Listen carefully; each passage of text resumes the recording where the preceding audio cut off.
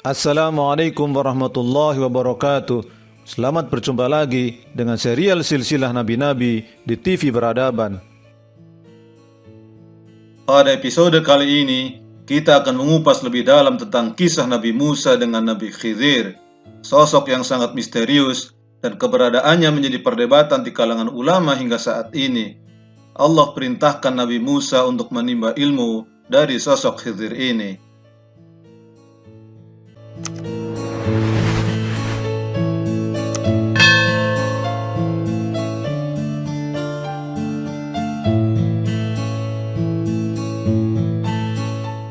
Imam Bukhari meriwayatkan dari Ubay bin Ka'ab radhiyallahu an, ia pernah mendengar Rasulullah sallallahu alaihi wasallam bersabda, suatu ketika Nabi Musa berkhutbah di hadapan Bani Israel, lalu ia ditanya, "Siapa manusia yang paling berilmu?" "Aku," jawab Nabi Musa. Allah kemudian menegur Nabi Musa karena tidak menyatakan bahwa yang paling tahu adalah Allah.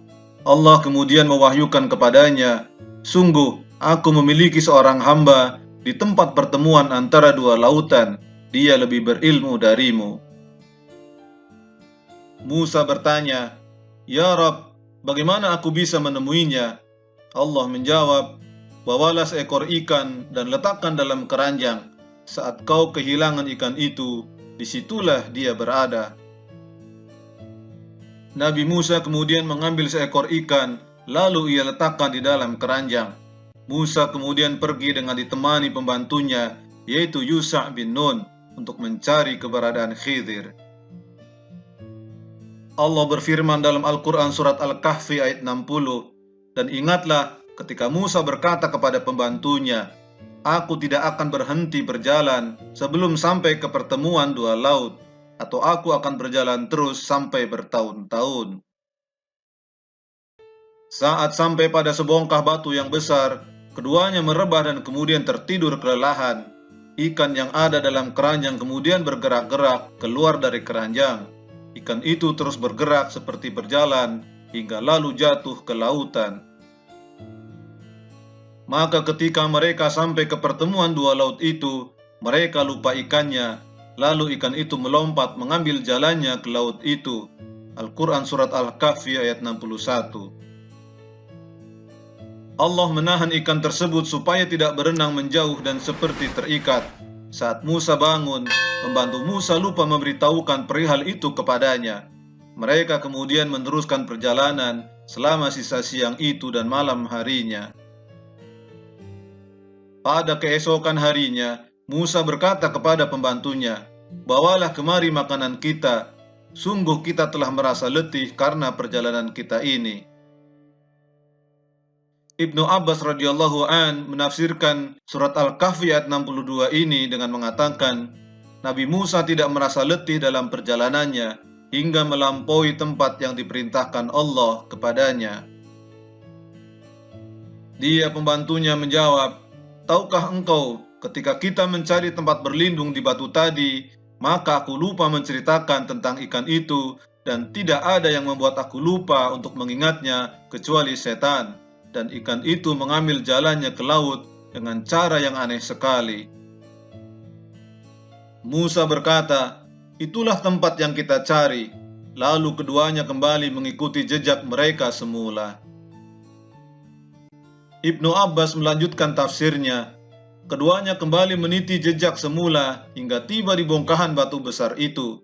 Di sana ada seorang lelaki mengenakan penutup kepala. Dalam surat Al-Kahfi ayat 65 Allah menjelaskan, "Lalu mereka berdua bertemu dengan seorang hamba di antara hamba-hamba kami yang telah kami berikan rahmat kepadanya dari sisi kami dan yang telah kami ajarkan ilmu kepadanya dari sisi kami." Nabi Musa kemudian menyampaikan salam kepadanya. Lalu Khidir bertanya, "Dari mana kedamaian bisa muncul di negerimu?"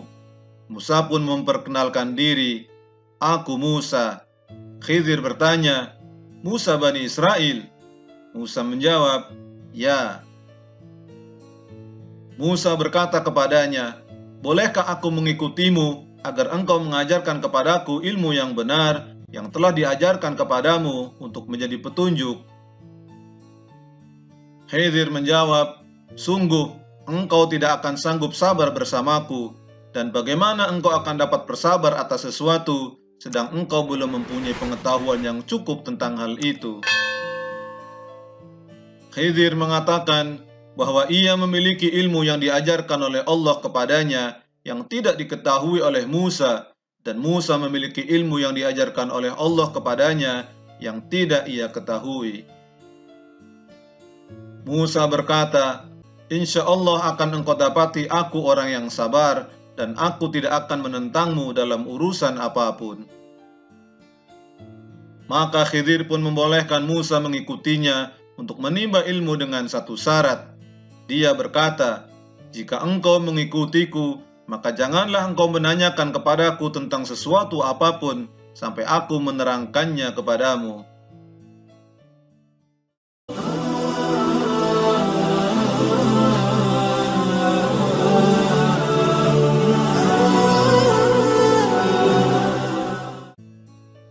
Nabi Khidir diperdebatkan terkait dengan nama, nasab, kenabian, dan apakah masih hidup sampai sekarang. Ada sejumlah pendapat yang akan kami ulas di sini insya Allah.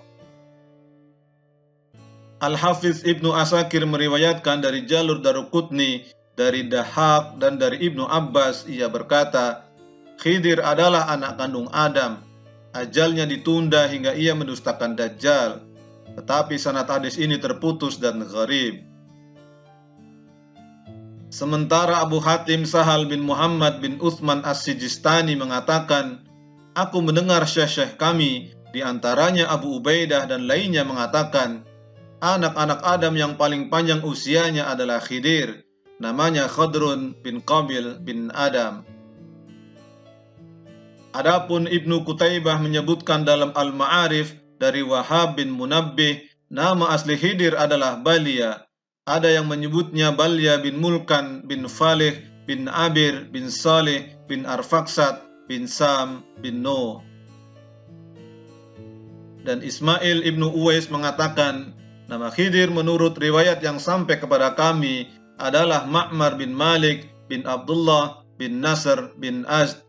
Sedangkan ulama yang lainnya mengatakan namanya adalah Khadrun bin Umayyil bin Yafis bin Ais bin Ishaq bin Ibrahim al-Khalil. Ada juga yang menyatakan bahwa Khidir adalah anak Malik saudara Ilyas. Demikian yang disampaikan oleh As-Suddi, dan Khidir berada di barisan depan pasukan Dzulqarnain.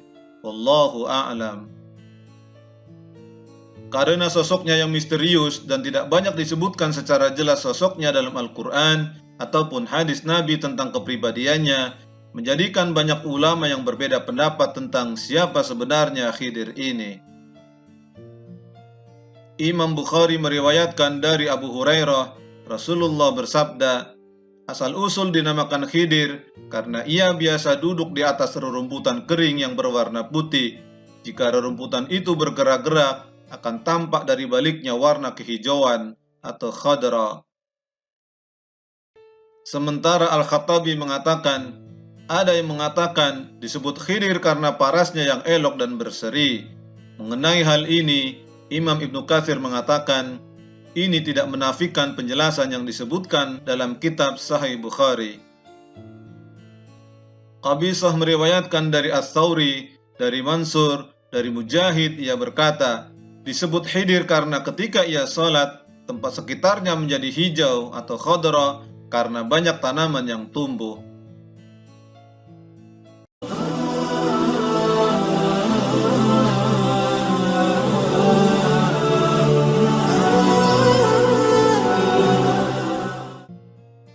Saat Musa memohon untuk mengikuti Khidir dan berguru kepadanya, Khidir yakin bahwa Musa tidak akan sabar bersamanya.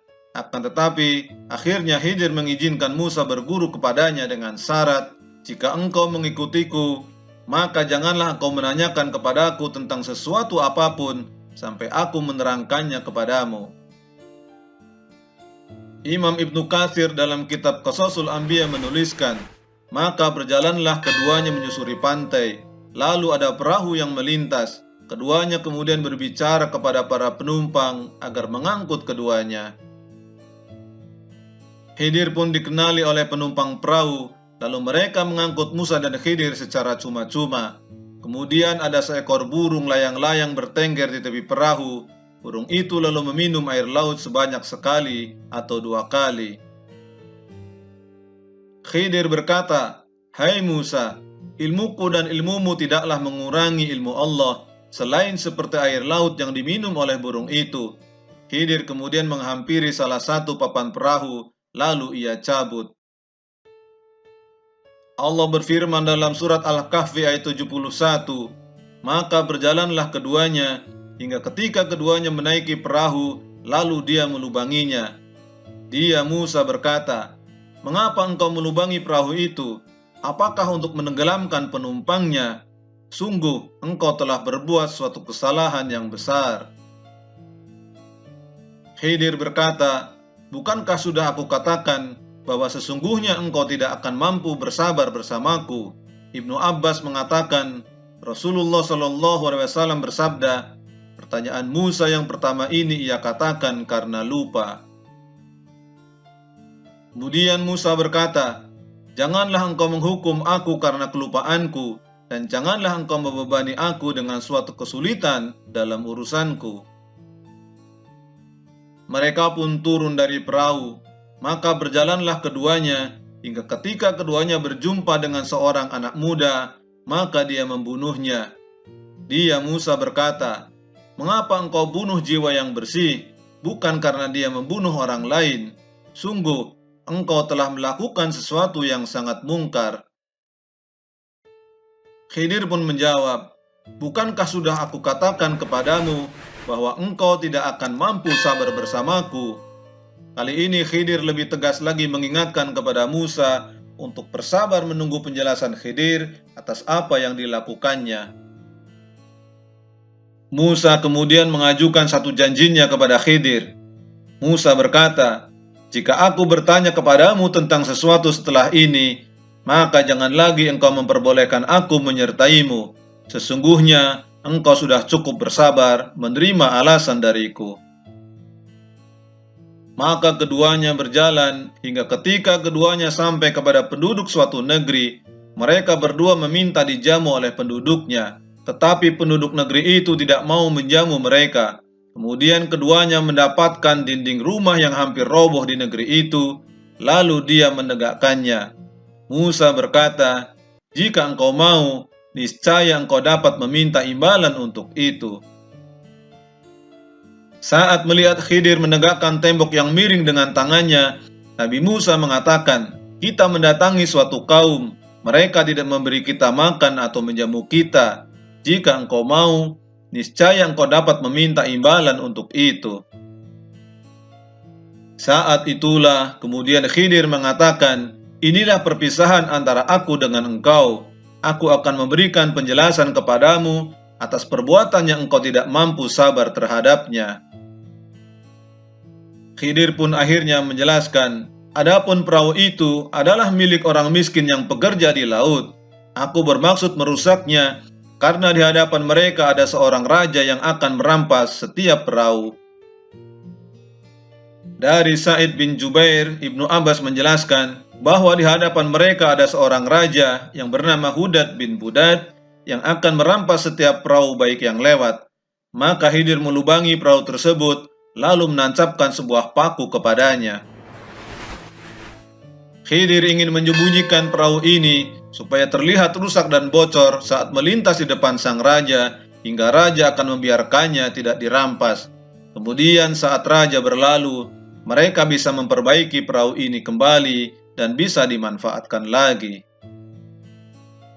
Adapun tentang pembunuhan terhadap anak kecil oleh Khidir, Al-Quran menjelaskan, "Dan adapun anak muda kafir itu, kedua orang tuanya mukmin, dan kami khawatir kalau dia akan memaksa kedua orang tuanya kepada kesesatan dan kekafiran." Ibnu Abbas menyebutkan, kedua orang tuanya mukmin, sementara si anak tersebut yang bernama Jaisur adalah kafir, dan Khidir khawatir kalau ia akan memaksa kedua orang tuanya kepada kesesatan dan kekafiran, yaitu rasa cinta mereka kepada anaknya menjadikan mereka akan mengikuti agama anak tersebut. Kemudian kami menghendaki sekiranya Tuhan mereka menggantinya dengan seorang anak lain yang lebih baik kesuciannya daripada anak itu dan lebih sayang kepada ibu bapaknya. Sa'id bin Jurej dan Daud bin Asim menjelaskan, kemudian Allah mengganti anak tersebut dengan seorang anak perempuan yang beriman dan mencintai kedua orang tuanya. Dan adapun dinding rumah itu adalah milik dua anak yatim di kota itu, yang di bawahnya tersimpan harta bagi mereka berdua, dan ayahnya seorang yang saleh. Maka Tuhanmu menghendaki agar keduanya sampai dewasa, dan keduanya mengeluarkan simpanannya itu sebagai rahmat dari Tuhanmu. Apa yang kau berbuat bukan menurut kemauanku sendiri. Itulah keterangan perbuatan-perbuatan yang engkau tidak sabar terhadapnya. Demikianlah Nabi Musa mendapatkan pelajaran besar dari Nabi Khidir sebagai teguran keras dari Allah atas sedikit kesombongannya tentang ilmu. Nabi Musa mendapatkan pelajaran tentang bersabar dan tentang keluasan ilmu Allah yang tidak diberikan kepadanya.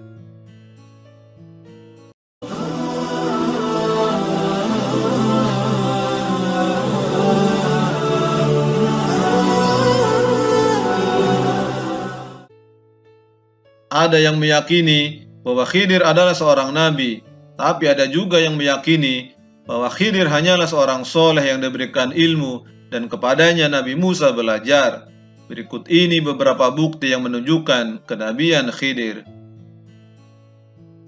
Pertama, firman Allah dalam Al-Quran surat Al-Kahfi ayat 65. Lalu mereka berdua bertemu dengan seorang hamba di antara hamba-hamba kami yang telah kami berikan rahmat kepadanya dari sisi kami, dan yang telah kami ajarkan ilmu kepadanya dari sisi kami. Menurut Ibnu Katsir, penyebutan Allah seorang hamba di antara hamba-hamba kami yang telah kami berikan rahmat kepadanya dari sisi kami, dan yang telah kami ajarkan ilmu kepadanya dari sisi kami, menunjukkan bahwa Khidir adalah seorang nabi, karena hanya seorang nabilah yang Allah ajarkan ilmu langsung kepadanya.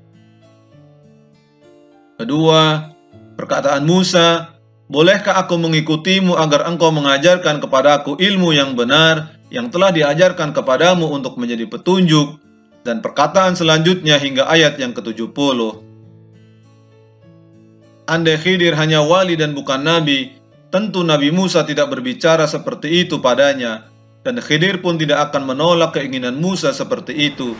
Bahkan Musa hanya meminta untuk menemaninya agar mendapatkan sebagian ilmu yang diberikan Allah secara khusus kepadanya dan tidak diberikan kepada Musa. Andai Khidir bukanlah nabi, tentu dia tidak maksum, dan Musa tentu tidak memiliki keinginan kuat untuk menuntut ilmu dari seorang wali yang tidak maksum, mengingat kapasitas Musa sebagai seorang nabi agung dan sekaligus rasul mulia. Ketiga, Khidir membunuh anak kecil. Ini tentu berdasarkan wahyu yang disampaikan Allah kepadanya. Ini bukti tersendiri kenabian Khidir, juga bukti nyata kemaksumannya. Karena jika Khidir hanya seorang wali, tentu ia tidak boleh membunuh nyawa hanya berdasarkan bisikan dari dalam hati, karena bisikan hati seorang wali tidak maksum dan bisa saja salah menurut kesepakatan para ulama. Namun, Khidir membunuh anak yang belum balik itu karena ia tahu jika sudah balik nanti akan menjadi orang kafir dan akan menyeret kedua orang tuanya menjadi kafir karena cintanya pada si anak sehingga mengikuti keyakinannya. Sehingga membunuh anak tersebut adalah maslahat yang besar agar si anak tetap dalam fitrahnya, juga demi menjaga kedua orang tuanya tidak jatuh dalam kekafiran. Hal ini menunjukkan bahwa Khidir adalah seorang nabi dan ia dikuatkan oleh Allah dengan kemaksuman.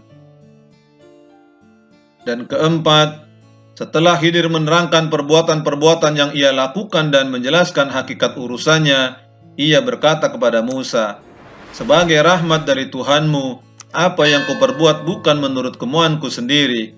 Itulah keterangan perbuatan-perbuatan yang engkau tidak sabar terhadapnya."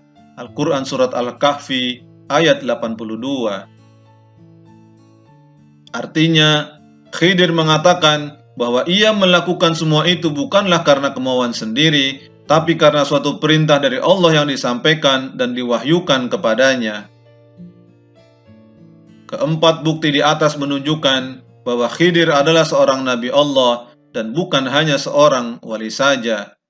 Wallahu a'lam bishawab.